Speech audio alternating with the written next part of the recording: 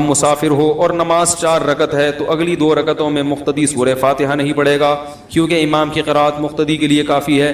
لیکن اب امام تو رہا ہی نہیں تو اب کوئی قرات نہیں کر رہا تو پھر سورہ فاتحہ کیوں نہیں پڑھنی چاہیے؟ رہا یہ مسئلہ کہ امام 2 رکعتیں پڑھ کے سلام پھیرتا ہے, ہم تیسری اور چوتھی رکعت میں کھڑے ہوتے ہیں اور سورہ فاتحہ نہیں پڑھتے, تو امام کی قرات مقتدی کے لیے کافی ہوتی ہے. وہ اس صورت میں ہو کہ امام بھی تو ہو, اب تو امام ہے نہیں نا, تو اب امام ہے, آپ کو لگ رہا ہے کہ نہیں ہے لیکن وہ امام ہے. کیوں ہے؟ اس لیے کہ جب امام 2 رکعتیں پڑھتا ہے, ظہر کی 2 رکعتیں پڑھ رہا ہے, تو حکماً اس کی وہ 4 رکعتیں ہی ہیں کیونکہ شریعت نے اس کی 4 کو سمیٹ کے کیا بنا دیا ہے 2, اور آپ اس کے پیچھے جب 4 پڑھ رہے ہو تو پوری نماز آپ ظہر کی امام کے پیچھے پڑھ رہے ہو. یہی وجہ ہے کہ آپ کو پوری جماعت کا ثواب ملتا ہے, آدھی جماعت کا ثواب نہیں ملتا. کسی کی 2 رکعتیں امام کے پیچھے ہوں اور 2 اپنے طریقے سے ہوں تو وہ آدھی امام کے پیچھے کہلائے گی, آدھی انفرادی کہلائے گی. تو اگر آدھی انفرادی کہلاتی یہ والی نماز تو شریعت پھر آپ کو امام مسافر کے پیچھے نماز پڑھنے کی اجازت نہیں دیتی, بلکہ شریعت کہتی ایسے امام کے پیچھے نماز پڑھو جو پوری 4 پڑھا رہا ہو, کیونکہ پوری 4 رکعتیں جماعت سے پڑھنا واجب ہے. بات آ رہی ہے سمجھ میں؟ تو اس سے پتا چلتا ہے کہ شریعت نے حکماً ہمیں پوری 4 رکعتوں میں امام کے پیچھے ہی سمجھا ہے. ہماری 4 امام کی 2 کے برابر ہیں, گویا امام کی 1 رکعت میں ہماری 2 رکعتیں ہو رہی ہیں اور امام کی اگلی 1 رکعت میں بھی ہماری 2 رکعتیں ہو رہی ہیں. حکماً ہم امام کے پیچھے ہی سمجھے جائیں گے.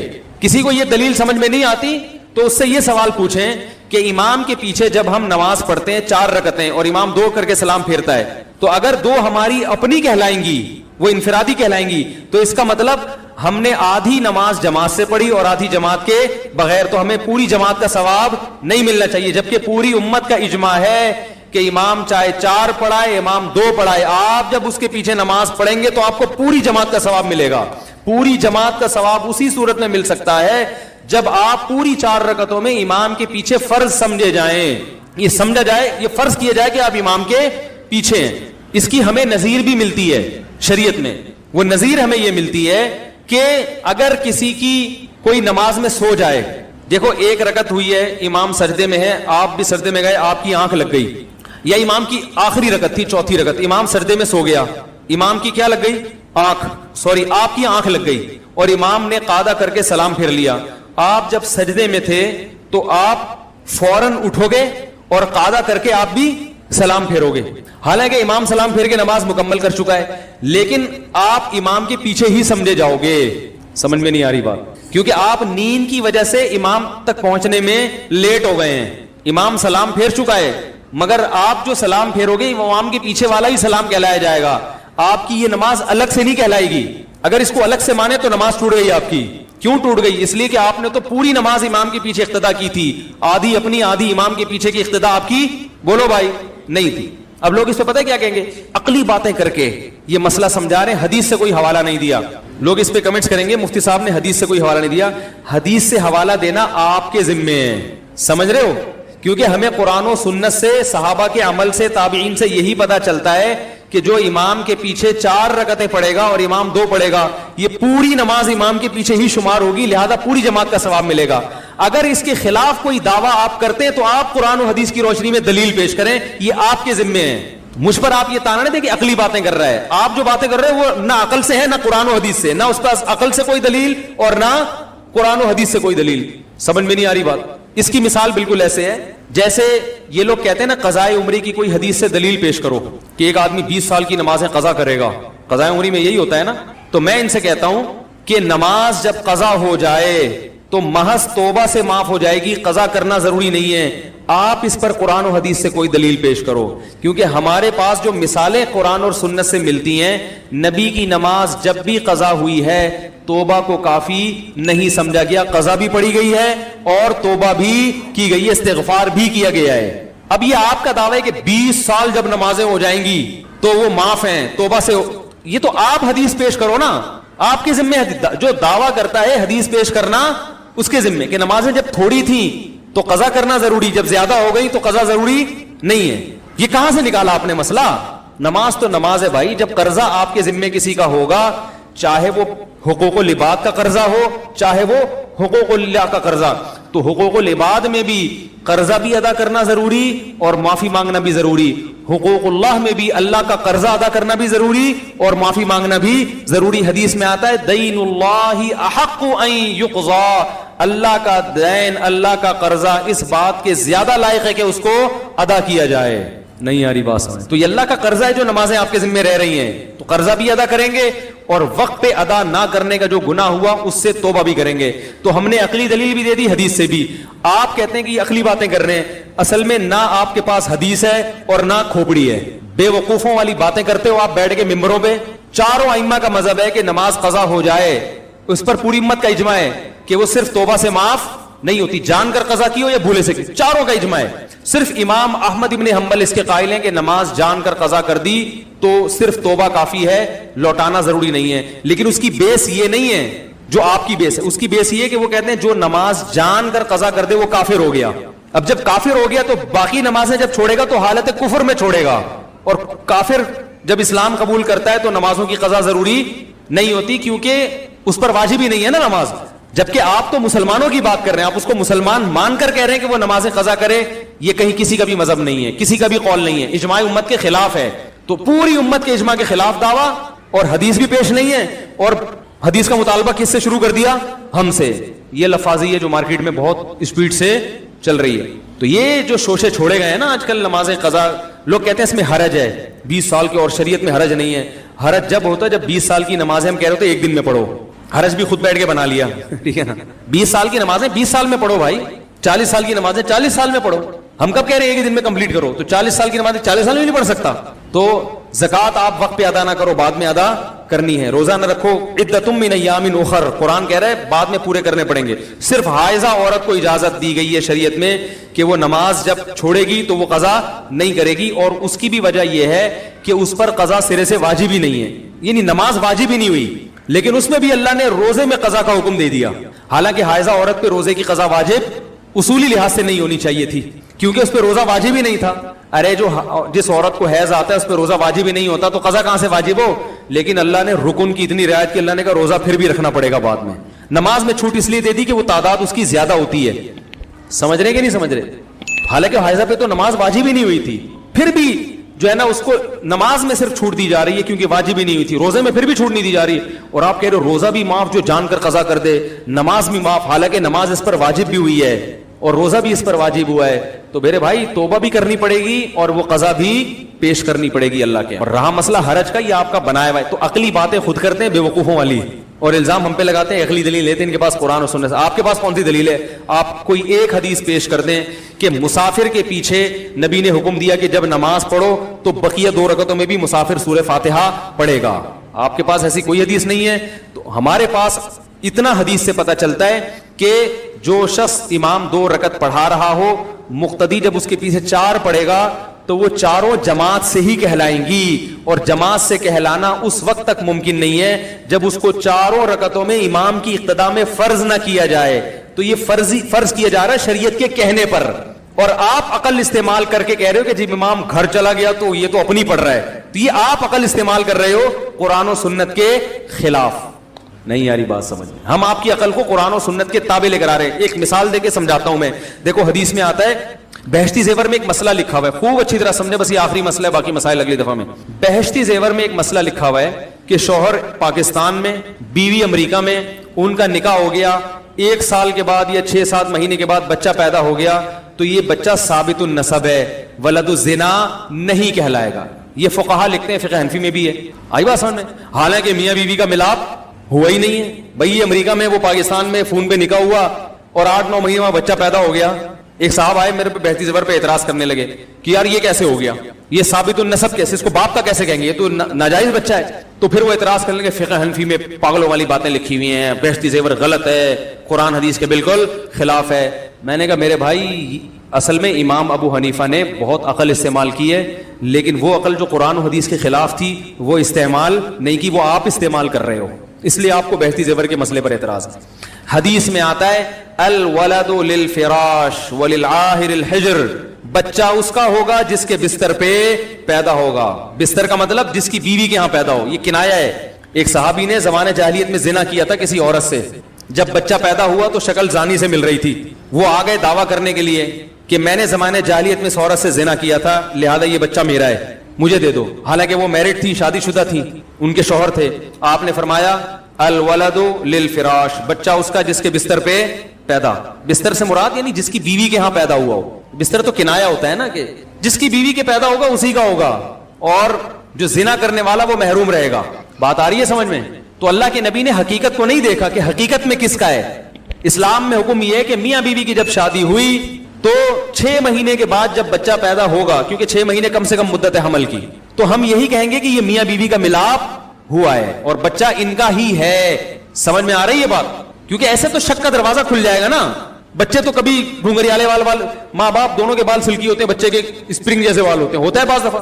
ایسے تو شک کا دروازہ کھل جائے گا, وہ کہے گا یار یہ تو بالکل کچھ اور لگ رہا ہے. اسلام نے شک کا دروازہ, بھائی جس کی بیوی کے بچہ پیدا ہوگا تو شوہر کے کھاتے میں ڈالا جائے گا. تو میں نے کہا یہ عقل کے خلاف ہے مگر قرآن و سنت کے خلاف نہیں ہے. تو آپ امام حنیفہ کی چونکہ قرآن حدیث کو زیادہ سمجھتے تھے نا, اس لیے انہوں نے کہا کہ حدیث میں یہ نہیں ہے کہ حقیقت میں, ورنہ حقیقت میں تو نبی گواہ طلب کرتے نا ان سے. کیا خیال ہے, قیاس ماہر جو قیافہ شناس ہوتے ہیں ان کو بلایا جاتا کہ دیکھو شکل کس سے مل رہی ہے. ایسی کوئی بات نہیں نبی نے کی. نبی نے فرمایا جس کے بستر پہ پیدا ہوا اسی کا ہے, بس دیٹس آل, ختم. تو اس لیے فقہا کہتے ہیں نکاح جب ہو گیا, بچہ پیدا ہوگا تو یہ شوہر کے کھاتے میں آپ کا ہے. اب آپ کہہ سکتے ہیں یہ میاں امریکہ میں ممکن ہے چھپ کے ملاقات کی ہو, اس بچے سے ہم یہ فیصلہ کریں گے کہ ان کی ملاقات ہوئی ہے, یہ کم بخت جھوٹ بول رہے ہیں کہ ہماری ملاقات نہیں ہوئی. آئی بات سمجھ میں؟ نہیں, ڈی این اے ٹیسٹ نہیں. الولد للفراش, بچہ اس کا جس کے بستر پہ پیدا ہوا. ہم یہ کہیں گے جھوٹ بول رہے ہیں, چاہے وہ قسمیں اٹھا لیں. آئی بات سمجھ میں؟ ہاں اگر شوہر یہ سمجھتا ہے کہ میری بیوی سے ملاقات ہوئی نہیں ہے, ناممکن ہے, میں کبھی گیا ہی نہیں, تو شوہر کو یہ حق ہے کہ وہ یہ بولے کہ یہ میرا نہیں ہے. بہشتی زیور میں یہ بھی لکھا ہوا ہے جو انہوں نے پڑھا نہیں. شوہر کو یہ رائٹ ہے, کیونکہ وہ جانتا ہے کہ میرا ہے یا نہیں, شوہر کو یہ رائٹ ہے کہ وہ یہ بولے کہ یہ میرا نہیں ہے. لیکن شریعت اس دعوے کو اتنے آرام سے قبول نہیں کرتی. شریعت کہتی ہے تم نے جو یہ کہہ دیا کہ میرا نہیں ہے, اس کا مطلب تم یہ کہہ رہے ہو کہ تمہاری بیوی نے زنا کیا ہے. زنا کیا تو 4 گواہ لے کر آؤ. نہیں یاری بات. تو اسلام نے یہ شک و شبوب کے دروازے کیا کر دیے ہیں, بند. بھائی شادی کے بعد جب بچہ پیدا ہوگا تو ثابت النسب ہی ہوگا.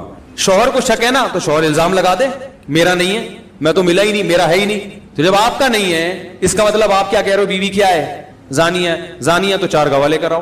اتنا بڑا الزام لگایا آپ نے, 4 گواہ نہیں ہے آپ کے پاس, تو پھر آپ لعان کریں گے عدالت میں جا کے, 4 قسمیں اٹھائیں گے کہ اللہ کی قسم میری بیوی نے زنا کیا ہے, یہ بچہ میرا نہیں ہے. 5ویں دفعہ میں آپ کہیں گے کہ مجھ پر اللہ کا کل کی لعنت ہو اگر میں جھوٹ بول رہا ہوں, یہ لعان ہوگا.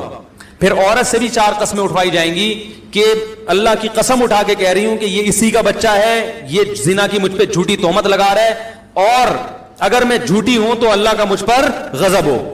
یہ 5 جب قسمیں پوری ہو جائیں گی تو نہ شوہر کا سچا ہونا ثابت ہو رہا ہے نہ عورت کا, کیونکہ دونوں نے قسمیں اٹھا لی نا.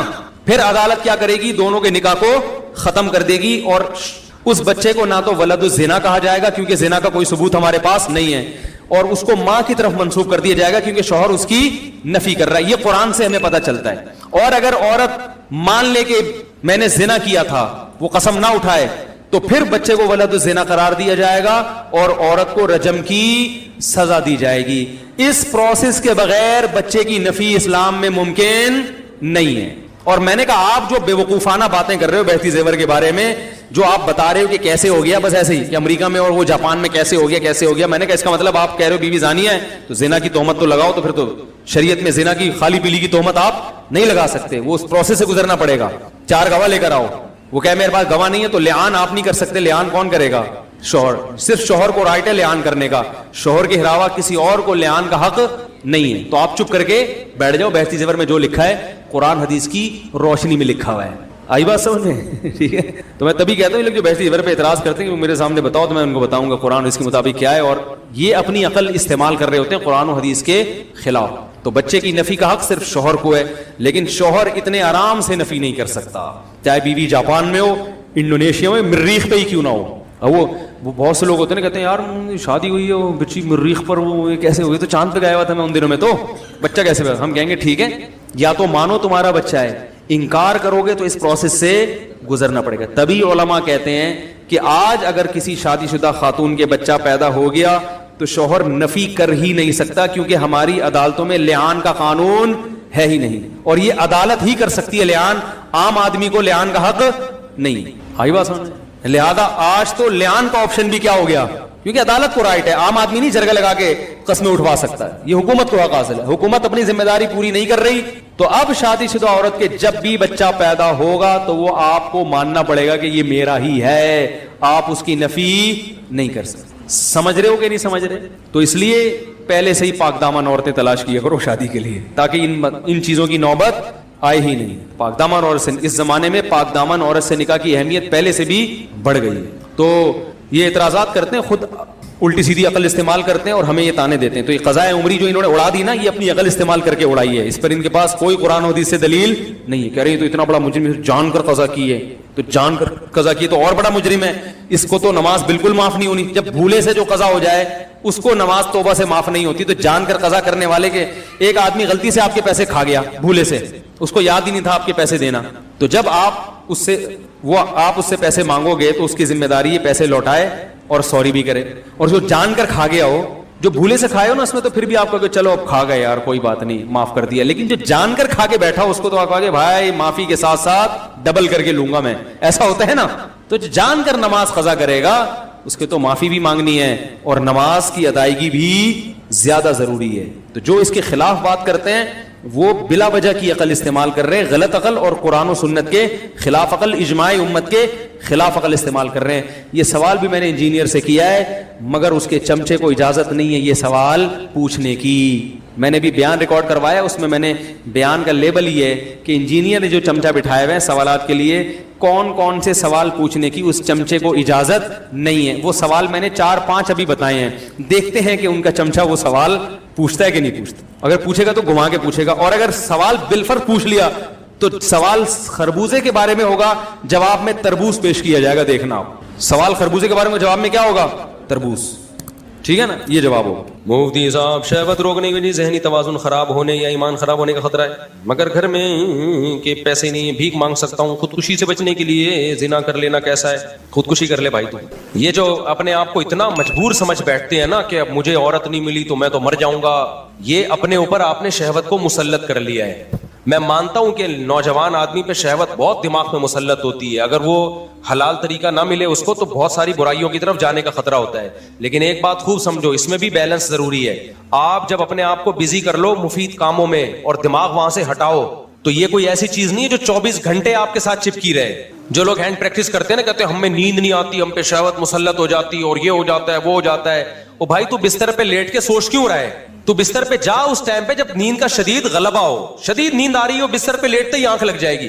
یہ کمبخت پہلے جائے گا، لیٹے گا، پھر خیالی پلاؤ چلائے گا، پھر ٹک ٹاک پہ لڑکیوں کی ویڈیوز دیکھے گا، پھر فوج فلم دیکھے گا، پھر کہہ رہے شہوت میرے کنٹرول میں نہیں ہے اور میں خودکشی کر رہا ہوں. تو مر جا بھائی. تو کیا کہہ رہے ہیں زندہ رہے؟ تو لوگوں کو تو زنا کر کے عورتوں کو بھی خراب کرے گا، ماحول کو خراب کرے گا. اب ایسا نہ ہو کہ واقعی میں مر جاؤ، مرو لیکن جاؤ سیدھا جہنم میں، کیونکہ خودکشی کرنے والا مرتے ہی کہاں جاتا ہے؟ آگ میں جاتا ہے وہ. تو آپ اس سے بچنے کا حل سوچو. کیوں ٹک ٹاک پہ بےہودہ چیزوں کو دیکھ رہے ہو؟ کچھ دن کے لیے موبائل کو جان چھڑاؤ، بند کر کے رکھ دو. دیکھو میں موبائل نا، میرا اتنا دماغ خراب ہوا ہے نا موبائل سے، اتنی کالز آتی تھی، میں اٹھاتا تھا، اس کو جواب دے رہا ہوں، اس کو جواب دے رہا ہوں، پھر کوئی صحیح طریقے سے سوال نہیں پوچھ رہا، کوئی طنز کر رہا ہے، کوئی کیا کر رہا ہے، میرا ہونا شروع ہوا خراب. پھر یوٹیوب پہ ویڈیوز دیکھ رہا ہوں، کوئی ویڈیو میں الٹی بات کو کوئی جھوٹا الزام کسی پہ لگا رہا ہے، کوئی کسی پہ، آدمی ڈپریشن میں جاتا ہے. پھر ڈالر یہاں پہنچ گیا، ابھی نیند اڑ گئی نا. اگلے دن دیکھا ابے اور کرنسی، اب ہم نے کہا بوریوں میں پیسے لے کے جائیں گے تھوڑے دنوں میں ہم. یہ سب کے ساتھ ہوتا ہے، میرے ساتھ بھی ہوا. پھر دیکھ رہے ہیں اس نے اپنی بچی کو قتل کر دیا غربت میں، اس نے بل جلایا اور خودکشی کر لی، پھر یہ کر لی. دیکھتے دیکھتے آدمی، اور اچھا دوسری طرف خبر انڈیا چاند پہ پہنچ گیا. انڈیا کہاں پہنچ گیا؟ پھر ایک مذہبی اسکالر کی تقریر آئے گی، وہ فلاں دائرہ اسلام سے خارج ہے، یہ سارے مولوی 2 نمبر، بس میں ہی ہوں جو ٹھیک ہوں. اس سے اور ڈپریشن. اس کا حل یہ کہ بھائی آپ بہتر ہے موبائل کو فلائٹ موڈ پہ لگاؤ، لاکر میں بند کر دو. بہتر تو یہ توڑ دو اس کو. میں توڑ اس لیے سکتا کہ مجھے سوسائٹی میں ان بھی تو رہنا ہے نا. اگر میں بالکل بند کر کے رکھ دوں، مجھے پتا کیا چلے گا سوسائٹی میں ہو کیا رہا ہے. تو میں نے اس کا حل یہ نکالا، اس کو رکھو کمبخت کو فلائٹ موڈ پہ. دیکھو ابھی بھی فلائٹ موڈ پہ ہے. बीसियों लोग कॉल कर रहे हो कि गालियां दे रहे होंगे, मुफ्ती साहब फोन क्यों नहीं उठा रहे? डिप्रेशन देना सीखो। मैंने क्या किया, जो टेंशन कॉल्स की मुझे होती थी वो मैंने पार्सल कर दी। कॉल करो, फोन बंद होगा, 1 घंटे बाद दोबारा। पहले क्या होता था, कॉल करते थे, मैं फोन उठाता था, उसकी टेंशन कौन ले रहा है? मेरे पास आ रही है टेंशन कि मेरे बीवी से झगड़ा हुआ, मैंने यूं कह दिया, मैंने तलाकें दे दी, मैंने कहा तलाक हो गई, कह रहे कहां से हो गई, मैं तो गुस्से में था। अबे हो गई है, उसको समझा रहे हैं, उसकी टेंशन किसकी को ट्रांसफर हो रही है? मुझे। मुफ्ती साहब ड्रॉप शिपिंग जायज है या नहीं? हाँ जायज है, बशर्ते कि कब्जा करके बेचो। भाई कब्जा तुम कौन, तुम्हारा बाप करेगा वहां जाके कब्जा? यानी वो इस तरह तो नहीं कहता, लेकिन मकसद उसका यही होता है, भाई फिर आप ऐसा करो कमीशन एजेंट बन जाओ। हाँ ठीक है, मैं कमीशन एजेंट बन रहा हूं, लेकिन फिर नुकसान हुआ तो कंपनी का कंपनी थोड़ी। तो मैं उसको समझा रहा हूं ऐसा भी नहीं होता भाई, कमीशन एजेंट बनो या पूरा प्रॉपर, या बेचने का वादा कर लो। अच्छा मुफ्ती साहब अगर हमने वादा कर लिया तो कल वो मुकर गया, मैं नहीं ले रहा, मैंने कहा मुकर सकता है वो, ये तो सही नहीं हुआ। असल में वो इसरार कर रहे हैं कि जो मैं कर रहा हूं ना गलत, उसको बोल मुफ्ती कि ये जायज है। आधा घंटा 1 मिनट के सवाल पे वो पी जाएगा मेरा, फिर भी वो करेगा जरूर। वो फतवा 3 तलाक के 1 होने का भी ले आएगा। वो तो मुझसे ट्राई के लिए पूछ रहा था कि अगर यहीं से मिल जाता है, 1 हुई है तो फिर तो हमें वहां जाने की जरूरत नहीं है। यहां से जब नाउमीद हो गए तो चलो अब अल हदीस से ट्राई मारो। उसकी टेंशन हम उठा रहे हैं, फिर दूसरा फोन, फिर तीसरा फोन, बीवी भाग गई है। अबे मैं कहां से पकड़ के लाऊं तेरी बीवी को, अगर तेरी बीवी भाग गई है? फिर चौथा फोन आएगा, मुफ्ती साहब आपके बयान सुन के मैं बहुत मुतासिर हुआ हूं और मेरा भी 4 शादियों का इरादा है। मैं थोड़ी सी टेंशन मेरी खत्म हुई ना। अगला होगा मुफ्ती साहब कोई अच्छा सा रिश्ता बता दें आप। अगला ये मुफ्ती साहब कोई अच्छा सा रिश्ता। भाई हम रिश्तों का काम नहीं करते सब। आप इतने बयाना यार, हम सब आप घुन्ने नहीं बनो यार। आप इतने बयानात करते हो कि आपके पास रिश्ते नहीं होंगे। भाई मेरे पास हो या ना हो, मेरा ये काम नहीं है। मैं मौलवी हूँ, मेरा काम बयानात करना है, मेरा काम मसाइल में तहकीक करना है। ये मेरी फील्ड नहीं है। शादी दफ्तरों में जाओ, सब किसी मुसलमान का अगर कोई भला चाहे, किसी की खिदमत करो। आप लोग खुद बयान में कहते हो कि जो किसी की खिदमत करता है अल्लाह उसको बहुत सवाब देता है, तो अब करो ना खिदमत। तो मैं उसको कहता हूँ खिदमत तो गटर के ढक्कन भी रखना है, गटर साफ करना भी है। क्या ख्याल है भाई? मेरी फील्ड नहीं है, मेरी जो फील्ड है मैं उस फील्ड में खिदमत करूंगा ना। तो फिर फोन लाइन काट दो तो फिर गुस्से होते हैं। बात तो पूरी सुनो मुफ्ती साहब, लाइन क्यों काट रहे हो? मैसेज आना शुरू। तो मैं डिप्रेशन में जाना शुरू हो गया था। फिर हमने क्या किया, टेंशन देना सीखो। लेना हमने इसको लगा दिया। ये नहीं कि हम लोगों के जवाब नहीं दे रहे, उसका एक प्रोसेस हमने तय किया। भाई एक एडमिन बनाओ, कॉल को फिल्टर करें, कोई रिश्तों वाली कॉल आ रही है उसको वहीं से जवाब दे दो। भाई रिश्ते विश्ते नहीं कराते हम। क्यों आप? अब मेरा एडमिन क्या करता है जब उसके पास, वैसे तो एडमिन खुद एक अल्लाह माफ फरमाए टेंशन बना हुआ है, खुद मेरे लिए भी, उनको लिए तो यानी वो बेचारे के पास टाइम ही नहीं है कॉल उठाने का ना। भाई उस्मान भाई नाराज ना हो जाए कहीं। यानी वो टेंशन उनको देने के साथ मुझे भी देना शुरू कर दी उसने। अब वो मैसेज आते हैं, सब एडमिन फोन ही नहीं उठाता। तो मैंने एडमिन से बोला भाई तू फोन तो उठा लिया कर। जब हमने किसी को असिस्टेंट बनाया, वो कह रहे हैं भाई सारा दिन फोन आता रहता है। मैं सारा दिन फोन नहीं उठाता हूँ। अभी इसका भी हम हल सोच रहे हैं। जाहिर है वो भी तो इंसान है ना, 24 घंटे तो वो भी फोन नहीं उठा सकता। तो हमने कहा 1 घंटा दे दो। उसने कहा मुझे इमरजेंसी। खैर इसका मैं अभी हल तलाश कर रहा हूँ, लोगों का राब्ता कैसे हो। अब हमने उसको फिल्टर किया कि भाई इस तरीके से आपकी मुलाकात भी होगी, हमसे आप मसाइल पूछेंगे उसका जवाब भी मिलेगा। कुछ तो मसाइल ही फजूल है, वो हम आने ही नहीं देंगे। ऐसा बंदा जो रिश्तों के लिए आ रहा है वहीं से चला जाए। भाई हम रिश्ते नहीं कराते। और कोई बीवी भाग गई है तो मैं कोई पुलिस में नहीं हूं कि आपकी बीवी पकड़ के ले आऊं मैं। तो इस तरह की चीजें तो वहीं तो फिल्टर हो के ना काम के बंदे आ जाते हैं। फिर तो वो मैं मिलता हूं उनको, मैं टाइम भी देता हूं मुलाकातों का। अब मैंने क्या किया, फ्लाइट मोड पे मोबाइल। अब लोगों के फोन आ रहे हैं, फोन बंद, फोन बंद, फोन बंद, फोन बंद। फिर 6 घंटे बाद फ्लाइट मोड खोलता हूं तो गालियां आई हुई होती हैं। मुफ्ती साहब तकब्बुर से, कल किसी का इंडिया से मैं मुझे तकब्बुर से अल्लाह बचाए। तो मैं कहता हूं टेंशन अब लेने की नहीं हो रही, किसकी हो रही है? हाँ तकब्बुर बहुत बुरी चीज है। तो मैं आपको इसलिए समझा रहा हूं मेरे भाई, अपनी खोपड़ी की ना आपने खुद हिफाजत करनी है, कोई दूसरा आपकी हिफाजत नहीं करेगा। और इस जमाने में खोपड़ी को खराब करने वाली चीजों में सबसे ज्यादा मुअस्सिर चीज मोबाइल है। जिसको बैठे बैठे पागल होने का शौक हो, पहले जमाने में भी पागल होते थे। कोई पत्थर लगा सर पे, गहरी चोट आई, पागल हो गए। समझ में आता है भाई पत्थर लगने से इंसान क्या होता है, पागल। बाइक पे जाते हुए गिर गया बगैर हेलमेट के, सर पे गहरी चोट आई, पागल हो गया। बीवी ऐसी मिली, इतनी खतरनाक बीवी मिली, 2-4 साल तक बर्दाश्त किया, 5-6 साल, 10 साल के बाद जाके शौहर क्या हो गया, पागल। समझ में आता है 10 साल बीवी से फायदा भी उठाया तो चलो उसकी टेंशन भी। औरत पागल होती थी शौहर की नाइंसाफियों की वजह से, सास के तानों की वजह से, एकदम नहीं पागल होती थी। 10 साल सास के ताने बर्दाश्त करके आखिरत में बहुत बड़ा सवाब का जखीरा जमा कर लिया। 10 साल के बाद बर्दाश्त नहीं हुआ और क्या हो गई, पागल हो गई। तो चलो समझ में आया कि 10 साल सवाब भी तो कमाया ना बर्दाश्त करने का, आखिर में पागल हो गई। अब जो पागलों के केसेस सामने आ रहे हैं, बैठे बैठे क्या हो रहा है, पागल। वो कैसे हो रहा है पागल? सोने के लिए लेटा, मोबाइल में देखा जी मौलाना तारिक बिल साहब का बयान आया है, उसके नीचे फिर कुछ नेगेटिव कमेंट्स पढ़ना शुरू कर दिया, भाई ये मौलवी ऐसे, आइंस्टाइन के साथ मौलाना तारिक बिल साहब की तस्वीर, वो क्या कर रहा है, ये क्या कर रहे हैं। अब जो मजहब से मोहब्बत करने वाला है वो डिप्रेशन में जाना शुरू होगा। थोड़ी देर में आया डॉलर मजीद महंगा हो गया, तीसरे नंबर पे पेट्रोल मजीद महंगा हो गया, चौथे नंबर पे इतने लोग पाकिस्तान से भाग रहे हैं, आप कहते हो मैं तो भाग नहीं सकता, मेरे पास तो पैसा ही नहीं है। ये खबरें पढ़ पढ़ के सुन के और फिर मौलवियों की आपस के झगड़े भी होते हैं उसमें। वो मौलवी कह रहे हैं ये ऐसा है, वो दूसरा मौलवी कह रहा है ये ऐसा है, तीसरा मौलवी कह रहा है ये ऐसा है। कोई खवातीन के हुकूक पे बात कर रहा है तो खवातीन को ऐसा बना के पेश करता है, कोई मर्दों के हुकूक पे बात कर रहा है तो ऐसा। इतनी खिच पिच खिचड़ियां पकते पकते बैठे बैठे पागल होना, किसी को देखना होना, तो इस तरीके से इंसान क्या हो जाता है, पागल हो जाता है। उसका तरीका ये है मेरे भाई, अपनी जानों पे रहम करो, मोबाइल को उठा के लॉकर में रख दो। मैं इसलिए नहीं रख पा रहा कि मुझे सोशल मीडिया में इन रहना पड़ता है, समझ। अच्छा, पागलों की एक और किस्म भी है जो लोगों को पता नहीं है, लेकिन वो भी पागल होते हैं। वो होते हैं जो व्लॉगर्स को देख रहे होते हैं, वो व्लॉग्स जिनका आपकी अमली जिंदगी से कोई ताल्लुक, वो भी पागल होते हैं। व्लॉगर्स ने इस तरह भी पागल किया, लैट्रीन में बैठा हुआ है, अब मैं आया हूं थका हुआ हूं, मैं वॉशरूम में, शुक्र है नीचे वाला पोर्शन नहीं दिखा रहा, सिर्फ ऊपर का दिखा रहा है, मैं बैठा हुआ हूं, लोग देख रहे हैं, मिलियंस लोग देख रहे हैं, मिलियंस लोग। खवातीन के, मैं आटा गूंद रही हूँ, मैं आलू काट रही हूँ, अब मैं सुबह उठ के मैं आलू काटती हूँ, फिर मेरे बच्चे स्कूल जाते हैं, एक्चुअली मैं उनको वैन में बिठाती हूँ, बहुत काम होते हैं मेरे सारा दिन, मिलियंस लोग देख रहे हैं। यार हमारे देसी घी पे एतराज हो रहा है जिसमें हमने थोड़ा मैसेज दे दिया कि यार देखो बच्चे कितने प्यारे होते हैं, अच्छे लगते हैं ना बाप के साथ काम में हाथ बटा रहे हो। और वॉशिंग मशीन पे एतराज हो रहा है कि वॉशिंग मशीन, वो कपड़े धोने वाली वॉशिंग मशीन नहीं थी भाई, वो थी घी के लिए, उसमें कभी कपड़े नहीं धुले। अच्छा खैर, तो लैट्रीन में बैठा हुआ हूं मैं बहुत थक गया हूं, अब मैंने सोना है, अब मैं बर्गर खा रहा हूं, अब मैं बोतल पी रहा हूं। ये भी पागलों की, वो पागल नहीं है जो व्लॉग बना रहा है, उसको पता है कौन पागल है उसको क्या पता है, उसको पता है कौम क्या है, वो तो बहुत अकलमंद। उनको तो मैं अप्रिशिएट करता हूं कि यार इस बेरोजगारी में तुम्हारे पास कोई हुनर नहीं था, कितना अल्लाह ने तुम्हें दिमाग दिया है कि कैसे पैसा कमाया जाता है। हलाल तो है, मैं हराम नहीं कह रहा उस पैसे को, पागलों से तो पैसे कमाना बहुत सवाब की बात है, लेकिन कौम पे होता है कि ये भी थोड़े दिनों में तुम भी पागल हो जाओगे। फिर ना वो व्लॉगर्स है ना, जब आपने आज उनका व्लॉग देखा, वो लैट्रिन में बैठा हुआ था और आपका डाटा ही खत्म हो गया, इनको ये टेंशन होती है यार जही से बैलेंस डलवाओ, उठा कब है लैट्रिन से, वॉशरूम से बैलेंस डलवाओ, बैलेंस, ये देखने के लिए कि वॉशरूम में बैठा ही तो नहीं है अभी तक। सुबह उठ के देखते हैं सबसे पहले कि यार कोई नया क्लिप आया है उनका कि नहीं आया। तो इसका मतलब आप मेंटली क्या हो चुके हो, पागल। पागलों, देखो किसी नफ्सियाती डॉक्टर के पास बैठो जो खुद पागल ना हो, तो वो तुम्हें बताएगा there are various types of पागल्स।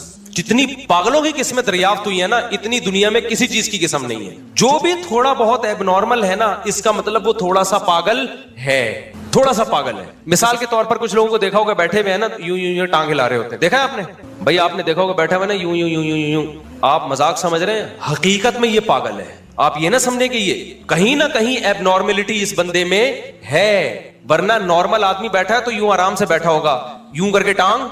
हमारे हजरत मुफ्ती रशीद अहमद साहब के पास जब कोई आता था ना, एक साहब आए, बड़े जबरदस्त आदमी थे, बड़े ऑफिसर थे वो, तो वो मेज पे एक वो रखी हुई थी प्लास्टिक ना, जो मेजों के ऊपर नहीं रखी होती, तो वो बैठे हुए हजरत से बात कर रहे हैं, प्लास्टिक को ना यूं करके घुमा रहे हैं यूं कर फोल्ड करते हैं फिर सीधे।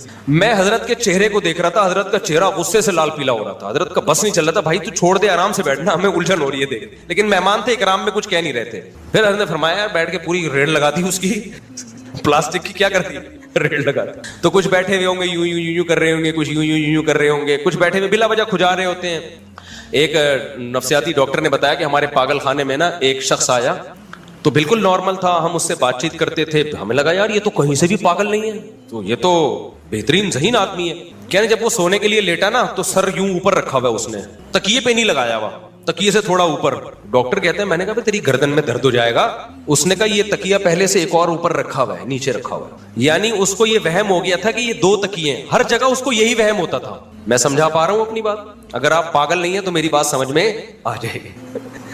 यानी उसको ये वहम था कि तकिया ऑलरेडी रखा हुआ है, लिहाजा वो गर्दन, और पूरी गर्दन अकड़ जाती थी सुबह तक। अब आप बताओ ये कोई हैरानगी की बात है? ये तो पागल की बहुत सारी अजीब अजीब नफ्सियाती लोगों की किस्में होती हैं। कुछ लोग सुबह शाम गरीबों को बुरा भला कहते हैं, समझ लो कि क्या है, पागल है, मेंटल क्या हो गया है, खोपड़ी क्या हो गई है। और पागल जहां भी होगा ना उसके पीछे डिप्रेशन होगी। खुश आदमी पागल नहीं होता, ये जहन में रखना। खुशियां इंसान को नॉर्मल लाइफ की तरफ ले आती हैं। पागल हमेशा वो होता है जो किसी स्ट्रेस और डिप्रेशन में हो, किसी स्ट्रेस और डिप्रेशन में। फिर वो अपनी डिप्रेशन को छुपाने के लिए भी मुस्कुरा रहा होता है मीडिया पे आके, बिला वजह गरीबों को बोला वाला कहता रहेगा, ये करता रहेगा। असल में वो स्ट्रेस में होता है, किसी टेंशन में होता है वो। तो ये नफ्सियात का इल्म जो है ना, ये बड़ी गहरा इल्म है, इसको पढ़ना चाहिए, लेकिन किसी एक्सपर्ट की किताब पढ़ें, वरना जिन्होंने एक्सपर्ट की नहीं पढ़ी वो खुद पागल हो गए पढ़ के। मैं जल्दी से बात को समेट के खत्म करता हूं, मेरा सफर भी है। तो मैंने जो बात शुरू, ये भी मैं आखिरी बात यूनिवर्सिटी वाली में बात कर रहा था कि हमारे यहाँ, पहले मैं मोबाइल की जल्दी से 2 मिनट में कंप्लीट कर दूं। देखो, मोबाइल का इस्तेमाल हम ये नहीं कह रहे कि आप ना करें, मुफीद मालूमात भी आपको मोबाइल ही से मिलती हैं, सोशल मीडिया से मिलती हैं। इसमें भी 2 इंतहाएं हैं। कुछ तो ये कहते हैं कि सोशल मीडिया इस्तेमाल ही ना करो, मोबाइल को हमेशा के लिए लॉकर में डाल दो। ये भी गलत है। आपको सोसाइटी का पता ही नहीं चलेगा क्या हो रहा है, बहुत सारी चीजों में आप पीछे रह जाओगे। और ये भी मत करो जो आपने अभी किया हुआ है, हर वक्त मोबाइल, हर वक्त मोबाइल, हर वक्त मोबाइल। इससे थोड़े दिनों में आप पागल हो जाओगे। आपका कोई मसला नहीं होगा, आप सिर्फ देख देख के पागल हो जाओगे। तो एतदाल से काम लो। एतदाल का मतलब क्या है, मैं अब आपको बताता हूं। देखो, सोशल मीडिया की मिसाल है घोड़े की। आप घोड़े की पुश पे जब सवार होते हो, आप सवार होते हो या घोड़ा आप पे सवार होता है? सोशल मीडिया एक तेज रफ्तार आला है जो फासलों को खत्म कर देता है। आप लाहौर के किसी डॉक्टर को सुनना चाहते हो, एक तरीका है यहां से आप जहाज में जाओ या ट्रेन में जाओ, एक तरीका है उसका चैनल सब्सक्राइब करो और रोजाना वीडियो सुनो। तो घोड़ा हो गया कि नहीं हो गया? तेज रफ्तार घोड़ा जो आपकी ट्रेवलिंग को क्या कर रहा है, तेज कर रहा है ना। सोशल मीडिया, अब मैं यहां बैठा हूं, अमेरिका में लोग बयान सुन रहे हैं मेरा, अगर वो सोशल मीडिया इस्तेमाल ना करें तो मेरा बयान सुनने के लिए उनको यहां आना पड़ेगा। तो सोशल मीडिया एक घोड़े की तरह है, तेज रफ्तार घोड़ा। तो घोड़ा सही इस्तेमाल हो, पहली शर्त यह कि आपने घोड़े पे सवार होना है, घोड़े को अपने ऊपर सवार नहीं करना। दूसरी शर्त यह है कि घोड़े की लगाम आपके हाथ में हो, आपकी लगाम घोड़े के हाथ में ना हो, आप अपने हिसाब से मोड़ सकें। तीसरी बात यह जो सबसे इंपॉर्टेंट है, घोड़े पर सवार होने से पहले आपको पता हो कि मैं क्यों सवार हो रहा हूं, मैंने जाना कहां है। सवार होने के बाद फैसला नहीं करना मैंने जाना कहां है, कि चलो घोड़ा जहां ले जाएगा मैं वहां जाऊंगा। आप घोड़े पे सवार हुए, घोड़ा चलना शुरू, लोग कह रहे हैं कहां जा रहे हैं, जहां घोड़ा ले जाएगा वहां जा रहा हूं। इससे बड़ा दुनिया में कोई बेवकूफ है? तो सोशल मीडिया, सबसे पहले आपने ये देखना है कि मैं यूट्यूब पे ये चैनल खोल के देख क्यों रहा हूं, मैं यूट्यूब पे जा क्यों रहा हूं, फेसबुक पे जा क्यों रहा हूं। ये फैसला पहले करना है आपने। जाने के बाद तो यूट्यूब और फेसबुक आपको घुमाएगा, अबे क्या हो गया, आपने मोबाइल वैसे ही खोल के देखा ना, वैसे ही बैठे बैठे तकलीफ हुई, कुछ यूं किया करके, कोई खूबसूरत सी लड़की आएगी, अबे यार अगला देखो क्या है, फिर आएगा डॉलर और महंगा हो गया, यार ये तो बड़ी टेंशन वाली खबर है, जरा इससे मुताल्लिक और खबरें देखता हूं, इंडिया चांद पे पहुंच गया। तो ये इसका आपको इससे क्या फायदा हो रहा है? आपने पहले फैसला करना है कि मुझे देखना क्या है। आपकी तबीयत खराब है, मेडिकल कोई इशू है, तो आप YouTube पे जा रहे हो, कोई डॉक्टर का अच्छा चैनल, तो पहले आप लिखो भाई, उस पर सर्च करो, फिर अच्छे से अच्छे डॉक्टर को तलाश करो, उसका चैनल सुनो, फिर 2-4 और का सुनो। दाएं बाएं जो कुछ आ रहा है उससे आपको कोई दिलचस्पी बोलो नहीं होनी चाहिए। आप पेशावर जा रहे हो, ट्रेन में आप जा रहे हो, रास्ते में कितने अच्छे अच्छे मनाजिर आ रहे होते हैं, किसी बेवकूफ को देखा खिड़की से छलांग लगा ले कि यार ये चूंकि बड़ा अच्छा एक मंजर आया, मैं जा रहा हूं, तुम लोग मैं अगली ट्रेन से आ जाऊंगा। अबे भाई ये मंजर की बाद में देख लेना, अभी तो अपनी मंजिल को फोकस कर तू। तो पहला काम आपने क्या करना है मेरे भाई, पहले से आपको पता होना चाहिए कि YouTube पे, Facebook पे, Instagram पे आपने देखना क्या है। ये पॉइंट नोट कर लें। दूसरा काम, वहां जाने के बाद आपने उस पर सवार होना है, मीडिया ने आपके ऊपर सवार नहीं होना। वो एक ही चीज है जिसकी 3 मुख्तलिफ ताबीरें हैं, तो आपको पता होना है। आपने कोई मजहबी बात देखनी है, मसले की तहकीक करनी है, तो वो आप लिख के सर्च करें, उसी को फोकस करें, दाएं बाएं ना जाए। इसमें एक सवाल पैदा होता है, लोग कहते हैं, या कह सकते हैं, कहते तो नहीं है लेकिन मेरी इस बात पे कह सकते हैं कि भाई बहुत सारी दफा तो ऐसा होता है कि हम सर्च कुछ करने चले थे लेकिन कोई बहुत जबरदस्त वीडियो सामने आ गई, उससे हमें बड़ी मुफीद मालूमात मिल गई। क्योंकि अगर हम यही देख के YouTube पे देखेंगे कि क्या देखना है, तो YouTube या Facebook पे बहुत दफा अच्छे अच्छे क्लिप आ रहे होते हैं जिनसे बड़ी नॉलेज मिल जाती है। तो मैं भी खुद इसका कायल हूं, तो ये काम भी करें। इसके लिए आधा घंटा रख लें दिन में, आधा घंटा वो रखें कि बस अटरम शटरम देखना है। नहीं आई बात, मेरा ख्याल है अटरम शटरम का मतलब ये है कि बस वैसे ही देखना है, शायद कोई मुफीद बात سامنے آ جائے, لیکن اس کو پابند کریں. آدھا گھنٹہ نہیں ہو رہا, 1 گھنٹہ کر لو. ہماری قوم نہ آدھا گھنٹہ, نہ 15 منٹ, نہ 1 گھنٹہ, لامحدود. جب ویلے بیٹھے ہوں گے فوراً موبائل نکال کے اٹرم پٹرم دیکھنا شروع. اور قوم میں ویلے زیادہ ہیں. ویلے لوگ کیا ہیں؟ اور جو قوم میں مفید لوگ ہیں نا, جن کی صلاحیت فارغ وقت میں کسی بہت اچھے کام میں سرو ہو سکتی تھی, ان کی صلاحیت بھی اس میں برباد ہو رہی ہے. جب فارغ بیٹھے ہوں گے ایک دم نکال کے دیکھنا شروع, یوں کرو, انہوں نے کیا ہوا بھائی, یہ آیا بھائی, اس کو محدود کرو آپ. ابے لوفری کا بھی تو کوئی ٹائم ہونا چاہیے نا. اس کو میں لوفری سے تعبیر کر رہا ہوں کہ آپ نے یوٹیوب نکالا, یوں کیا بھائی, یہ لگایا, کیا آیا بھائی, دیکھیں کوئی نیا کچھ آیا ہوا ہے, تو اس کو کریں. یہ لوفری حرام چیز کی طرف نہ جائیں کہ لوفری میں آپ لڑکیاں دیکھنا شروع کر دیں. ویسے ہی کہ یار دیکھیں بھائی سوشل میڈیا پہ کیا چل رہا ہے, تو یہ بھی دیکھ لیں آپ, لیکن اس کو کیا کریں, آدھا گھنٹہ ہو. جیسے ہم آدھا گھنٹہ گپ شپ کے لیے لگاتے ہیں, لوفری کرتے ہیں, کوئی کام نہیں ہوتا یار, میں کہ سارا دن کام تھوڑی کرتا رہوں گا, یار بیٹھ یار. میرے پاس لوفری ہوتی ہے کہ میں اپنی مرغیوں کے پاس جا کے بیٹھ جاتا ہوں, دیکھتا ہوں یہ انڈے سے چوزا نکلا ہے کہ نہیں نکلا, کوئی نکلنے میں دشواری ہو رہی ہے, آپریشن کرتا ہوں میں, ٹھیک ہے نا. ایک دفعہ ایک چوزا میں نے آپریشن کر کے نکالا, سر اندر رہ گیا, ٹانگیں باہر. بڑا حسین منظر تھا وہ, کیونکہ چوزا جو ہے نا پیچھے سے ٹانگ مارتا ہے تو آگے سے سر نکلتا ہے اس کا. پیچھے سے ہم نے پہلے آپریشن کر دیا, وہ ٹانگیں ہوا میں مار رہا ہے, سر نکل نہیں رہا آگے اس کا. ایک نیوٹن اسی طرح تو سائنس کے قوانین ایجاد کرتا تھا. تو ہماری لوفری یہ ہوتی ہے, گائے کے پاس جا کے بیٹھ گئے, بکری کے پاس خیریت پوچھی. کل میں گیا ہوں, بکری کا دودھ کسی نے 2 دن سے نہیں نکالا, تو اس کا دودھ ایک ٹھن خراب ہو گیا. خیر, تو سوشل میڈیا پہ میں بھی ایسا کرتا ہوں. میں آدھا گھنٹہ, پونا گھنٹہ تو نہیں, آدھا گھنٹہ میں ایسا کرتا ہوں کہ یار دیکھو چل کیا رہا ہے مارکیٹ میں. اسی میں پھر یہ نیگیٹو کمنٹس, سائنسدانوں کے ساتھ مولانا طارق جمیل صاحب کی تصویر لگا دی کہ بھائی وہ سائنسدان یہ کر رہے ہیں اور مولانا طارق جمیل صاحب بھوروں کے فضائل. تو یہ مجھے آدھا گھنٹہ, پونے گھنٹے سے پتہ چلتا ہے. باقی سارا دن یہ موبائل فلائٹ موڈ پہ میری جیب میں رہتا ہے, ایسی کی تیسی. کیونکہ سوائے اسٹریس, ڈپریشن, ٹائم ویسٹنگ کے کچھ بھی حاصل نہیں ہوتا. آدھا گھنٹہ, پونا گھنٹہ بہت ہے. اور ایک لوفری کا ٹائم ہم نے اور موبائل پہ رکھا ہوا ہے گھر والوں کے ساتھ. وہ یہ ہوگا کہ بھائی گھر والوں کے ساتھ آدمی کیا ٹائم پاس کرے, ان کو بھی تو گپ شپ چاہیے. تو اب بیٹھ کے کیا گپ شپ لگائیں. 1 سال ہو گیا شادی کو, 2 سال ہو گئے, گپ شپ باتیں کیا ہو جاتی ہیں. جب شادی ہوتی ہے تو شروع میں کتنی باتیں ہوتی ہیں نا, پیدائش سے لے کے اپنے تک کے سارے حال احوال میاں بیوی ایک دوسرے کو سناتے اب باتیں ختم. اب پتہ ہے پھڈے شروع ہونے کا ٹائم شروع ہو گیا. اب لڑائی ہوگی, اب وہ کوئی بات کرے گی تو اس کو بھی غصہ آئے گا, اس کو بھی. تو جو لڑائی کا ٹائم ہے وہ جب شروع ہو جائے تو پھر بجائے لڑنے کے بیگم کے ساتھ بیٹھ کے کوئی مشاعرہ دیکھ لو, کوئی مزاحیہ شاعری دیکھ لو, کوئی پرینک دیکھ لو, جائز پرینک ہو. تو یہ بیگم کے ساتھ لڈو کھیل لو. پہلے لڈو کھیلتے تھے لوگ, اب وہ لڈو کا دور گیا. اب کیا ہے, LED پہ کچھ لگا لیا آپ نے, بیگم سنا ہے بھائی وہ چلا وہ نیا پرینک آیا ہے, سنا نادر علی کا, دیکھتے ہیں بھائی. میں نہیں کہہ رہا نیا آیا ہے, میں مثال دے رہا ہوں, ٹھیک ہے. یا اور کسی کا آ گیا تو تھوڑا سا انجوائے کر لیتے ہیں. اس سے زیادہ 3 چیزیں ہو گئی موبائل کے استعمال میں. ایک تو یہ کہ آپ کو واقعی کوئی ضرورت ہے وہ سرچ کریں آپ, اور 2 چیزیں لوفری کے لیے. ایک بیگم کے ساتھ کچھ آپ نے پروگرام دیکھنے ہیں تو وہ متعین کر لو, بھائی پرینک آ رہے ہیں.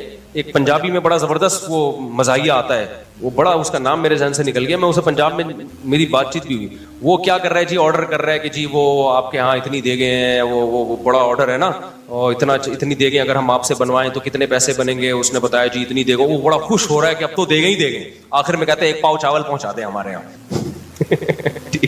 انٹرٹینمنٹ کے لیے, خوش ہونے کے لیے کیا ہے, اچھی چیز ہے. وہ نادر علی کا تھا نا, وہ جب میں نے پہلا پرینک دیکھا نا نادر علی کا, وہ گھر والوں کے ساتھ بیٹھ کے ہی دیکھا تھا میں نے. تو گھر والوں کے اس بہانے آدمی ٹائم دے دیتا ہے نا.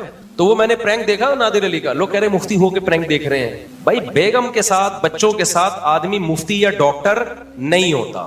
میں اب بیگم کو لے کے بٹھاؤں, اس کو بولوں تم نے 5 ٹائم نمازیں پڑھی, خوشبو خضوع سے پڑھی ہیں, سجدہ صاحب کیا تھا اگر غلطی ہوئی تھی, تو یہ تھوڑی ہوتا ہے. گھر والوں کے ساتھ تو گھر میں تو ویسے بھی کوئی مفتی ہوتا ہی نہیں ہے. گھر میں تو آدمی شوہر ہوتا ہے, اور شوہر آپ کو پتا ہے کیا ہوتا ہے بیچارہ. تو وہ نادر علی کا پرینک فرسٹ ٹائم جو میں نے دیکھا نا, اس میں وہ بندہ آیا کہ گوشت خریدنے کے لیے. تو اس نے کہا ٹھیک ہے جی 1 کلو گوشت آپ کا. پھر فون پہ کہتا ہے 2 گدھے اور گرا دے. دیکھا گوشت کھلا رہے تمہیں, اس نے کہا آپ نے گوشت بولا ہے نا. تو بڑا ایک مزاحیہ سا وہ ہوتا.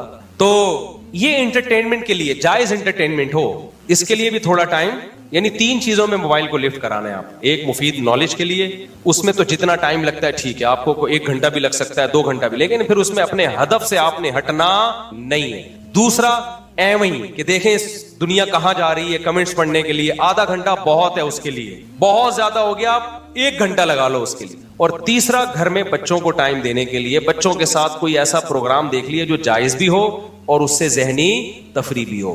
اس کے علاوہ اس موبائل کو اٹھا کے آپ صبح آفس جاتے ہوئے گھر پہ رکھ دیا کرو. آفس جاتے ہوئے گھر پہ رکھنے کا فائدہ یہ بھی ہوتا ہے کہ آپ کی بیگم فون کر کے پوچھ بھی نہیں سکتی کہ آپ کہاں ہو, کیونکہ اس پہ بڑی لڑائیاں ہوتی ہیں, اس پہ بڑی لڑائیاں ہوتی ہیں. آدمی کہیں ٹینشن میں بیٹھا ہوا ہے, بیگم کا فون آ گیا, فون نہیں اٹھائے گا تو مسئلہ, فون اٹھائے گا وہ کسی مصیبت میں پھنسا ہوا ہے, بیگم اپنی کس سے لے کے وہ طلاقیں ہوئی ہیں اس طریقے سے. تو اس طرح اس کو کنٹرول کرنے کی میرے بھائی ضرورت ہے, ورنہ برباد ہو جاؤ گے. وہ جو میں بات کر رہا تھا جلدی سے سمیٹ کے بس ختم کرتا ہوں. مولانا طارق جمیل صاحب کی تصویر آئی ہے 3-4 سائنسدانوں کے ساتھ, بتایا کہ یہ کیا کر رہے ہیں اور یہ سائنسدان کیا کر رہے ہیں. اس میں نے بتایا نا کہ مولانا طارق جمیل صاحب ایک مذہبی لیڈر ہیں, تو ان کو مذہبی رہنماؤں سے کمپیئر کریں. آپ نے کیا کرنا ہے, پنڈتوں کی تقریریں چلائیں اور مولانا طارق جمیل صاحب کی چلائیں. آپ کمپیئر کریں, دیکھو یار یہ کیسا بیان کر رہے ہیں اور وہ کیسا. آپ عیسائی پادریوں کی چلائیں اور ان کی چلائیں. سمجھتے ہو کہ نہیں سمجھتے؟ پھر پتہ چلے گا. مقابلہ حسن میں مرد اور عورت کا مقابلہ نہیں کیا جاتا, عورتوں کا عورتوں کے ساتھ, مردوں کا. آپ نے کیا کیا جی, مقابلہ حسن میں گئے, خاتون آ رہی ہیں بڑی خوبصورت, مس ورلڈ نہیں ہے, اور پھر ان کے مقابلے میں آدمی آ رہا ہے, سوٹ ٹائم ہے نا, پھر دونوں کو کمپیئر کیا جا رہا ہے. تو یہ مقابلہ ہی غلط ہوگا بھائی. عورت کا مقابلہ عورت سے, آدمی کا مقابلہ آدمی. تو اسکالر مذہبی ہے, اس کا مقابلہ مذہبی اسکالر کے ساتھ ہوگا. ایک بات تو یہ ہو گئی. دوسری بات, یہ جو لوگ آج کل مجھ پہ بڑا طنز کر, مجھ پہ نہیں کر رہے, یونیورسٹی والوں پہ کر رہے ہیں کہ یہ مذہبی اسکالرس کو آپ لوگ یونیورسٹیوں میں کیوں گھسا رہے ہو, مفتی طارق مسعود کے یونیورسٹیوں میں بیان کیوں ہو رہے ہیں, یوتھ کلب والے کیوں جا رہے ہیں, سمجھتا ہے بات کو. تو اس کا جواب یہ ہے, دیکھو اسلام دوسرے مذاہب کی طرح نہیں ہے. لوگ یہ کہتے ہیں کہ پنڈت کو کبھی دیکھا کالج میں جا کے بیان کرتے ہوئے, کبھی پادری کو دیکھا, حالانکہ وہ بھی ہوتا ہے, پادریوں کو بھی, پنڈتوں کا تو مجھے نہیں پتا, لیکن پادریوں کا تو بہت بڑا کردار ہے ان کی سوسائٹی میں. اتنا تو نہیں ہے جتنا مسلم اسکالرس کا ہے, اس کا تو 10واں حصہ بھی نہیں ہے, لیکن یہ بھی نہیں ہے کہ بالکل ہی کالعدم ہو. تو خوب سمجھ لو, یہ اسلام کے برحق ہونے کی دلیل ہے. اسلام آپ کو ہر شعبے میں گائیڈ کرتا ہے, اور اگر آپ نے یونیورسٹیوں میں علماء پر پابندی لگا دی نا, تو آپ کی سوسائٹی میں جو تھوڑی سی خیر نظر آ رہی ہے نا, وہ خیر بھی ختم ہو جائے گی. تھوڑی سی جو خیر بچی ہوئی ہے نا, ان یونیورسٹیوں کے ٹیچرز اور طلبہ کا مذہب سے تھوڑا بہت رشتہ ہے. یہ رشتہ اگر ختم ہو گیا تو فیوچر میں آپ خیر کی امید نہ رکھیں, خیر کی امید نہ رکھیں. آپ دیکھ لو, جو ہمارے ہاں تصویر کا ایک رخ دیکھا جاتا ہے, میں اس پہ انشاءاللہ مستقل بیان کروں گا. ابھی چونکہ میری فلائٹ ہے نا, تو مجھے تھوڑا اسپیڈ میں بات کرنی پڑے گی, وہ مزہ نہیں آئے. اس ٹاپک پر میں انشاءاللہ کسی وقت مزید ڈیٹیل سے بات کروں گا, کیونکہ ہمارے ہاں انسٹاگرام پہ, ٹک ٹاک پہ, یوٹیوب پہ, فیس بک پہ ایک پوری لابی ہے جو صرف علماء کا سے لوگوں کو بدگمان کرنے کے لیے بیٹھی ہوئی ہے. اور اس لابی کی بیس پتہ ہے کیا ہے؟ علماء کو سائنسدانوں کے مقابلے میں لانا اور مذہب کو سائنس کے مقابلے میں لانا, حالانکہ دونوں کا مقابلہ بنتا ہی نہیں ہے. مذہب کا مقابلہ دوسرے مذاہب کے ساتھ ہوگا, سائنسدانوں کے ساتھ نہیں ہوگا. کل ایک صاحب مجھ سے ملے, انہوں نے کہا کہ بہت سے سائنسدان تو خدا کے وجود کے منکر ہیں, اس کا مطلب سائنس خدا کو نہیں مانتی. میں نے کہا دیکھو, کوئی سائنٹسٹ اگر خدا کا انکار کرے گا نا, تو ایز اے سائنٹسٹ نہیں کرے گا, وہ اس کا ذاتی مسئلہ ہے. ڈاکٹر عبد القدیر خان سائنسدان تھے یا نہیں تھے؟ 5 ٹائم کے پکے نمازی تھے. اب کوئی یہ کہہ سکتا ہے کہ اتنا بڑا سائنسدان 5 ٹائم نماز پڑھتا ہے, لہذا 5 نمازیں سائنس سے ثابت ہو گئی ہیں, یہ کہنا درست ہوگا؟ بھائی وہ ڈاکٹر عبد القدیر خان اگر 5 نمازیں پڑھ رہے ہیں تو وہ ایز اے سائنٹسٹ نہیں پڑھ رہے, ایز اے مسلم پڑھ رہے ہیں وہ. تو اگر کوئی سائنسدان خدا کا انکار کر رہا ہے یا مذہب کا انکار کر رہا ہے, تو ایز اے سائنٹسٹ نہیں کر رہا, وہ اس کا ذاتی مسئلہ ہے. کوئی سائنسدان مذہب کو مانتے ہیں, کوئی مذہب کو نہیں مانتے. سوال پیدا ہوتا ہے کہ سائنس مذہب کا انکار کرتی ہے کہ نہیں کرتی. سائنس یہاں خاموش ہے, یہ سائنس کا ٹاپک ہی نہیں ہے. ابے مجھے ایک بات بتاؤ, سائنسدان کیا کہتے ہیں, عمران خان کو دوبارہ آنا چاہیے کہ نہیں آنا چاہیے؟ کیا کہتے ہیں سائنسدان سے؟ بولے گا بھائی مجھے کیا پتا آنا چاہیے کہ نہیں آنا چاہیے, یہ میرا ٹاپک ہی نہیں ہے. عجیب بات ہے, لاکھوں شعبے ایسے ہیں جہاں ہم سائنسدانوں کو رائے دینے کی اجازت نہیں دیتے. ہم کہتے ہیں تمہارا ٹاپک نہیں ہے, لیکن مذہب میں ہم نے سائنس کو گھسیڑ دیا ہے کہ سائنسدان اور مولویوں کا مقابلہ کرا دیا آپس میں, حالانکہ دونوں کی فیلڈ کیا ہے, الگ الگ ہے. اس کی میں ایک مثال دیتا ہوں. کل میرے پاس وہ ڈاکٹر آئے تھے نا رشیا کے, کہاں ہے وہ, ایک بندہ یہاں بیٹھا ہوا تھا, ان کے دوست تھے رشیا سے ڈاکٹر آئے تھے, وہ شاید بیان میں تھے بھی چلے گئے. میں وہ جب آئے نا بے وقت آئے ملاقات کرنے, لیکن میں نے کہا چلو یار بیچارے اتنے دور سے, میں نے کو ٹائم دیا. میں پھر جب ٹائم کسی کو دیتا ہوں اپنی گائے اور مرغیوں کی زیارت لازمی کرواتا ہوں, چاہے کتنا بڑا آدمی ہو, ایسی کی تیسی. بڑے بڑے لوگ آتے ہیں, میں کہتا ہوں گائے دکھا رہا ہوتا ہوں ان کو, بھائی ہمارے پاس آنے کا کی قیمت ہے, ہماری گائے دیکھنی بھی ہے, اس کی تعریف بھی کرنی ہے آپ نے. تمہارا باپ بھی یہ نہیں کہنا مصعب یہ کیسی گائے ہے, آپ کو بولنا پڑے گا اچھی گائے ہے اور یہ بکری بھی بہت اچھی ہے اور کتنی خوبصورت مرغے اور مرغیاں اور مور, ورنہ آؤ نہیں ہمارے پاس. جب ٹائم ہوتا ہے تو دکھاتا ہوں, ایسا نہ ہر آدمی آئے. تو میں نے کل وہ ڈاکٹر صاحب کو نا میں لے گیا مرغیوں کے بارے میں, بس یہ بات کر کے میں بیان ختم کر رہا ہوں, مرغیوں کے بارے میں لے گیا. یہ خوب سمجھو, میرے پاس مثالیں چھوٹی چھوٹی ہوتی ہیں, آسان آسان, لیکن وہ بہت عقل مندوں کے لیے بہت خاندانی ہوتی. میں ان کو لے گیا تو میری مرغی بیٹھی ہوئی تھی انڈوں پہ اور اس میں سے چوزے نکل چکے تھے. میں نے اندر کیج کی صفائی کرنی تھی نا تاکہ وہ جگہ صاف ستھری ہو. میں جب وہ ڈاکٹر صاحب کھڑے ہوئے ان کے لیے میں نے چائے بنوائی اور میں اس کی صفائی کر رہا ہوں اور گپ شپ بھی لگا رہا ہوں. اتنے میں نے ایک منظر دیکھا جو میں روز دیکھتا ہوں. مرغی نے کیا کیا, مرغی کے جو دانا کھانے کی جگہ ہے وہ چوزوں کی پہنچ سے اوپر ہے, ٹھیک ہے نا. مرغی اٹھی, اس ایک ایک دانا اٹھا کے توڑ کے نیچے پھینکتی اور چوزوں کو کھلاتی. آئی بات سمجھ؟ جاتی اوپر سے ایک دانا اٹھاتی, یوں کچلتی, پھر چوزوں کے بیچ میں پھینکتی, خود نہیں کھا رہی تھی, پھر جاتی پھر دانا اٹھا کے نیچے پھینکتی اور چوزوں کو کھلاتی. میں نے ڈاکٹر کو بلوانے کا ادھر آئے ڈاکٹر صاحب, کیونکہ ڈاکٹروں کے بگڑنے کا اندیشہ بہت ہوتا ہے. یہ خدا کے انکار میں ان کا خطرہ, کیونکہ سائنس پڑھ رہے ہیں نا تو ان کو مولوی لوگ تو ان کو سمجھ میں ہی نہیں آتے. میں نے کہا یار یہ ڈاکٹر صاحب کو ابھی سے میں یعنی انسان تو بنے ہوئے تھے اور ذرا اچھی طرح بنا دوں. میں نے کہا ادھر آئیے. میں نے کہا دیکھو آپ کا جو, اگر آپ وہ تو انسانوں کے ڈاکٹر بن رہے تھے, اگر آپ جانوروں کے ڈاکٹر بن رہے ہوتے نا تو آپ کی جو لمٹ ہے نا وہ یہاں تک ہے کہ مرغی کے بارے میں آپ پڑھیں گے, وہ یہ پڑھیں گے کہ یہ کیا کرتی ہے. اس کی عادت ہے کہ جب اس کے چوزے نکلتے ہیں تو یہ اوپر سے ایک ایک دانا اٹھاتی ہے, توڑ کے چورا چورا کر کے اپنے چھوٹے چھوٹے پیارے پیارے بچوں کو کھلاتی. پہلے ان کا پیٹ بھرتی ہے, اس کے بعد خود کھاتی. یہاں تک سائنس ہے. سائنسدان کے, جانوروں کے ڈاکٹر کو زیادہ پتا ہوگا کہ یہ اس نسل کی مرغیاں یہ کام کرتی ہیں, اور فارمی مرغیوں کو یہ توفیق, ان کو ماں کی ممتا ہی نہیں. خیر وہ پھر وہ الگ, فارمی مرغیوں کے خلاف پھر ہم کھاتے بھی ہیں پھر بولتے بھی ہیں ان کے خلاف. میں نے کہا یہ عمل کیوں ہو رہا ہے, یہ آپ کا ٹاپک نہیں ہے, یہ مولوی کا ٹاپک ہے. کون ہے جس نے اس کے دل میں ایسی شفقت ڈال دی, ایسی محبت ڈال دی. 21 پہلی دفعہ بیٹھی ہے وہ انڈوں پہ, نہ کبھی اس نے کسی کو بیٹھتے ہوئے دیکھا. 21 دن تک بیٹھی رہی ہے, انڈے گھما. خدا کی قسم اتنا مشکل, آپ اعتکاف میں مسجد میں 10 دن بیٹھ کے دکھاؤ, 9 دن کے بعد چاند دیکھنا شروع کر دیتے ہیں, حالانکہ مسجد میں کتنی اسپیس ہوتی ہے. اور ایسا بھی نہیں ہے کہ ایک ہی جگہ بیٹھا رہتا ہو. ابے اعتکاف میں جو لوگ بیٹھتے ہیں وہ بیٹھتے کہاں ہیں, گھومتے رہتے ہیں پوری مسجد میں. پھر بھی 9 دن کے بعد ٹینشن میں آتے ہیں, یار چاند نظر آئے گا, نکلنا ہے ہم نے. مسجد مرغی کیا کرتی ہے, بیٹھنے کا حق ادا کرتی ہے. 1 دن 2 دن 3 دن 4 دن 5 دن 6 دن 7 دن ایک ایک انڈے کی حفاظت کرے گی. آپ ذرا سا انڈا ہٹاؤ فوراً چونچ سے واپس کرے گی. یہ ڈاکٹروں کا ٹاپک نہیں ہے, یہ قرآن کا ٹاپک ہے. کون ہے جس نے اس کے دل میں ایسی ممتا ڈالی ہے, ایسے سافٹ ویئر اس کی کھوپڑی میں انسٹال کر دیا. ایسا عجیب منظر لگتا ہے نا, اتنا پیارا منظر لگتا ہے. آپ اس مرغی کو تھوڑی دیر کے لیے بچوں سے الگ کرو, پاگل ہو جاتی ہے وہ, ایسے غرانے لگتی ہے. بھائی بچے چاہیے مجھے, یار اس جانور کو کون سکھا رہا ہے یہ سائنسدانوں کا ٹاپک. سائنسدان صرف ایکسپلین کر دے گا کہ یہ ایسا ہو کیوں رہا ہے, یہ کیا کس نے ہے اور کیوں کیا ہے. اس کا جواب سائنسدانوں کے باپ کے پاس بھی نہیں ہے. یہ قرآن جو خدا جو کر رہا ہے نا وہ بتائے گا, وہ پیغمبروں کے ذریعے بتائے گا, وہ ڈاکٹروں کے ذریعے نہیں بتائے گا.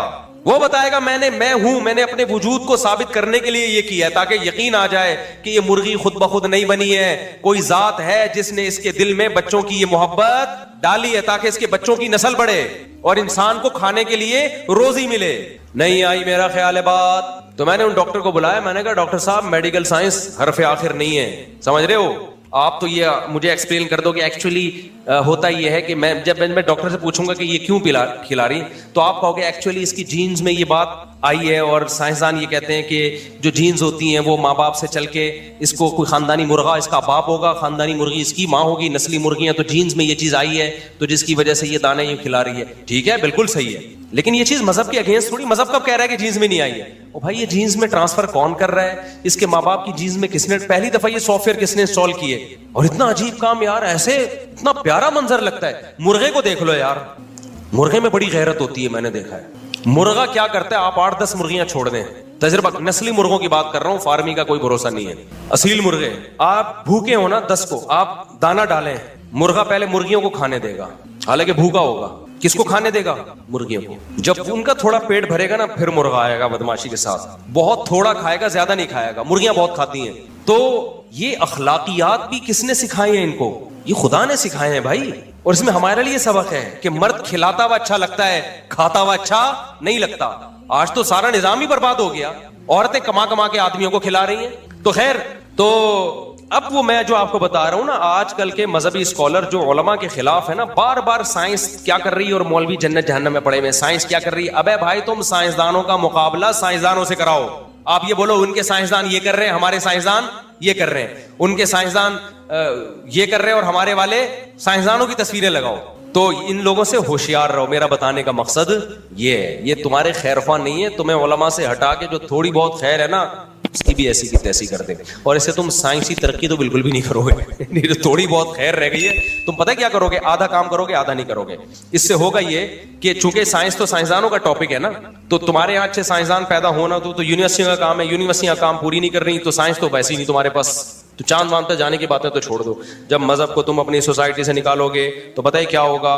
गोरे के पास मजहब ना होने से जो नुकसानात हैं, वो नुकसानात तुम्हारी सोसाइटी में आ जाएंगे। क्या मतलब? जिना तुम्हारी सोसाइटी में फैलेगा, होमोसेक्सुअलिटी तुम्हारी सोसाइटी में फैलेगी, और बुढ़ापे में माँ बाप को ओल्ड हाउस में जमा कराना, ये वाली तमाम चीजें तुम मगरिबी कल्चर से ले लोगे। जिस पे रुकावट कौन डालता है? मजहब। और साइंस वहां से आएगी नहीं तुम्हारे पास, क्योंकि यूनिवर्सिटियों का हाल तुम्हें पहले से मालूम है।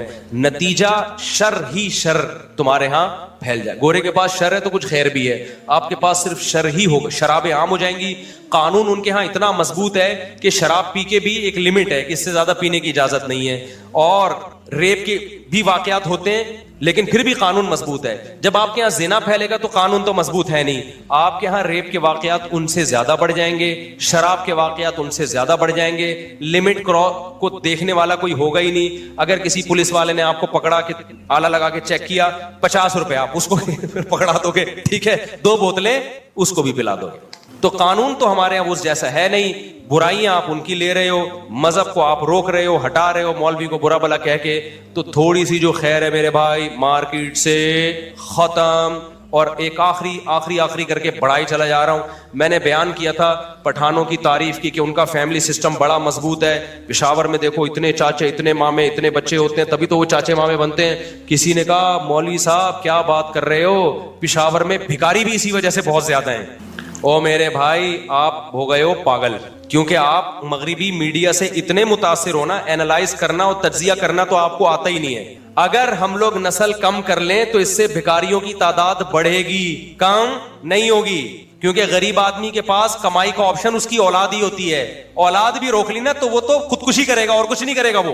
किसी ने ये भी कमेंट किए कि हमने अक्सर मालदारों के देखा है बच्चे 1-2 होते हैं तभी वो मालदार होते हैं, और गरीबों के बच्चे ज्यादा होते हैं क्योंकि ज्यादा होते हैं इसलिए गरीब हो जाते हैं। ये बिल्कुल गलत है, मामला उल्टा है। जो पहले से मालदार होते हैं उनके बच्चे कम होते हैं। ये नहीं कि कम बच्चों की वजह से मालदार हुए, और जो पहले से गरीब होते हैं उनके बच्चे ज्यादा होते हैं। ये नहीं कि बच्चे ज्यादा होने की वजह से गरीब हुए, बच्चे ज्यादा होने से उनकी गुर्बत में कमी आई होती है, और मालदारों की मालदारी में कमी आई होती है बच्चे कम होने से। देखो, एक आदमी 1 करोड़ रुपए कमा रहा है, अगर उसके बच्चे ज्यादा होते तो सारे उसके साथ बिजनेस में शरीक होते कि नहीं होते? तो उसको तो नोट छापने की मशीन बन जाता वो। हमें फैमिली प्लानिंग वाले और हमारी जो लिबरल तबका है, वो बच्चों पे जो इन्वेस्ट हो रहा है वो एक्सपेंसेस तो दिखा रहे होते हैं हमें। बच्चा जो बेहतरीन सोर्स ऑफ इनकम है उससे आपको बिल्कुल गाफिल कर दिया उन्होंने ये शो कर दिया है कि बच्चा खाता है, खिलाता नहीं है। हालांकि मुशाहिदा ये कहता है इतना खाता नहीं है जितना खिलाता है वो। आप सब यहां बच्चे ही तो थे ना, मेजॉरिटी यहां जॉब करके कमा रही है, अपना भी खर्चा निकाल रही है, अपने बीवी बच्चों का भी, माँ बाप का भी निकाल रही है खर्चा। अगर आपको आपके माँ बाप ना मिलते तो क्या करते इस बुढ़ापे में? नहीं आई मेरा ख्याल है बात। अब यहां पे आखिरी सच्ची मुच्ची की आखिरी बात, अब आप यूरोप से ये ले रहे हो बच्चे 2 ही अच्छे वाला फलसफा, बच्चे 2 ही अच्छे वाला फलसफा, ये फलसफा तो ले रहे हो।